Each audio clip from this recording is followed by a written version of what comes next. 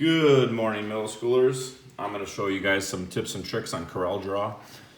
I have already opened CorelDRAW through your app stream, which you should know how to do already. You also should know how to save an image on CorelDRAW when you are ready to start playing around with one. Now, I will show you some tips. Obviously, this is going to be a little different because this is not a Chromebook. But let's just say, for instance, you search Milwaukee Bucks. You're going to try to do a Bucks logo. You're obviously going to Google search it. You're going to go to images. Here's all your pictures. You're probably going to choose logo. So if I choose a logo, you can get all sorts of different ones.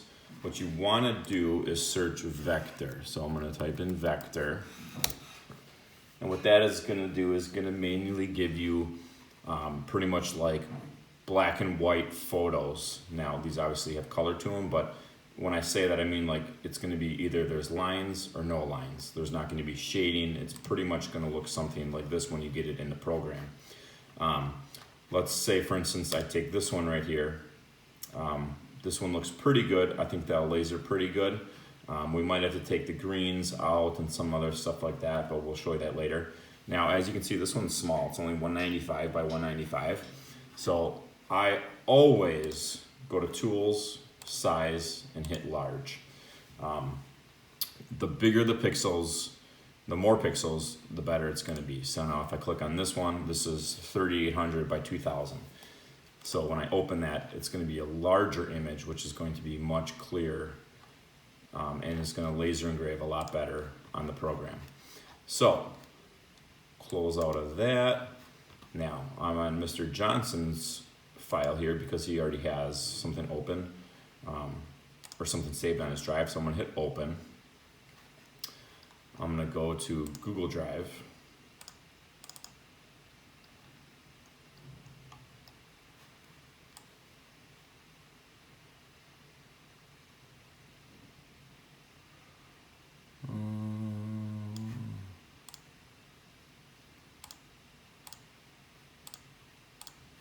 Again, this is a little different than yours.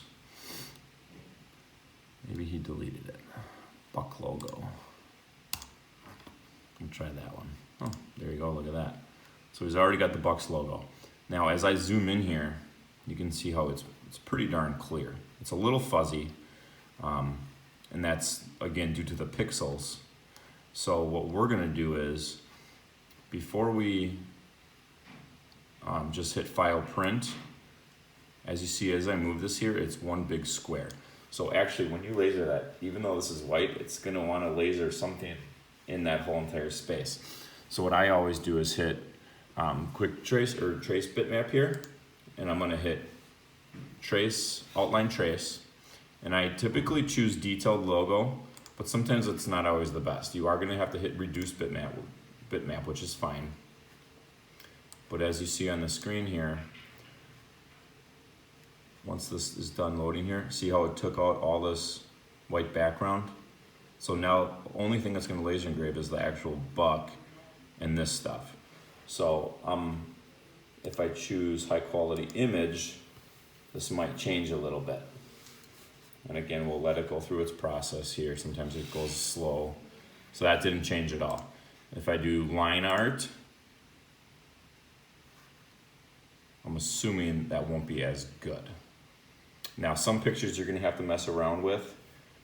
See, these are all the same here. I'm going to go back to Detailed Logo though.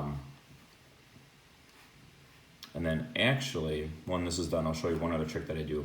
But with different photos, this is going to change. So now if I hit Specify, so I like how this is right now.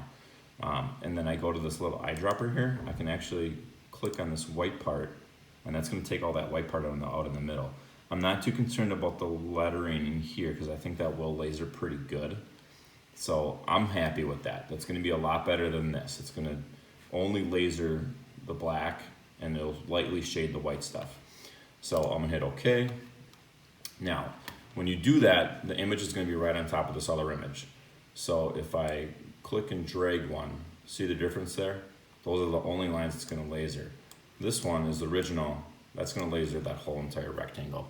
So I'm going to delete that one take this one, bring it over, and there you go. Now as I zoom in, like I did before, I can zoom in all the way. Look at how clear that is. There's no fuzziness. That's gonna give you a lot better laser and just a sharper image when you laser engrave it. I think what I can do in the future is do the two different ones and then show you side by side and how much better it is. But that is something that I always do. I'm gonna change my, let's go 3x5 here. So we'll go 3x5 because that's what you guys use. And then I'm gonna click it. Here's another trick. If you hit the letter, the key P, that's gonna put it right in the center, okay?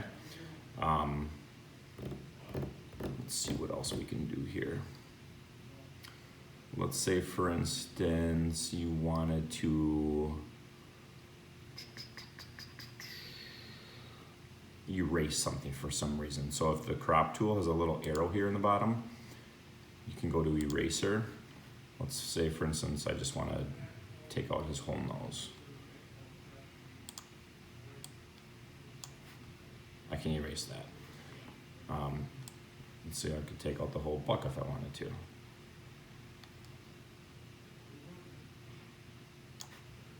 Now, I don't know why you want to do this, but for other images, it works out great because there might be a little copyright, something else on the bottom you want to erase, something like that.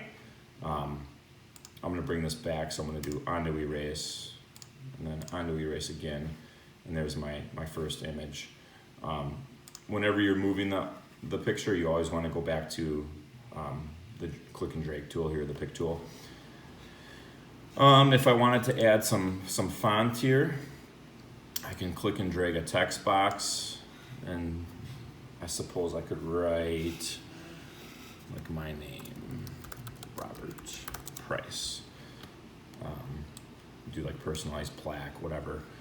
So from here, you can change the font. Let's do something kind of cool. All right, there you go. It's like some calligraphy. Make this a little bigger here. Again, click my pick tool. Now, as you can see there, so if you were to move this, let's say I wanted to center it right here.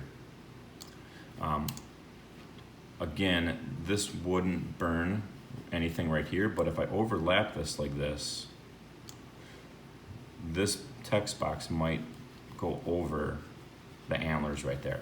So even when I do text on other images, I'm also going to select these. I'm going to convert it to a bitmap,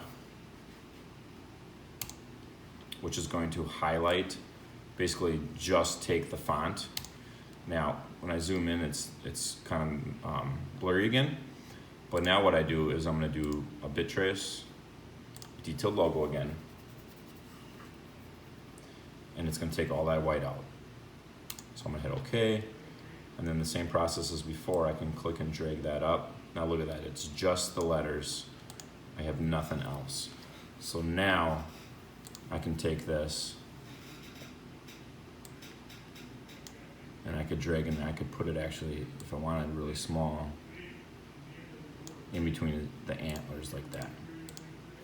I'm going to use my arrows to kind of get this down nice and neat how I want it. And there you go. That's kind of cool. Now, whereas before I'd have that rectangle, so I'd get a little blur in there. It wouldn't necessarily be burned that deep, but you would be able to see it on the laser engraver. So, all right, that's some tips and tricks for the day. We'll show you guys some other ones later on, I'm sure, but that's how you add a text box and you use the quick trace and the bit mapping tool. All right, guys, see you soon.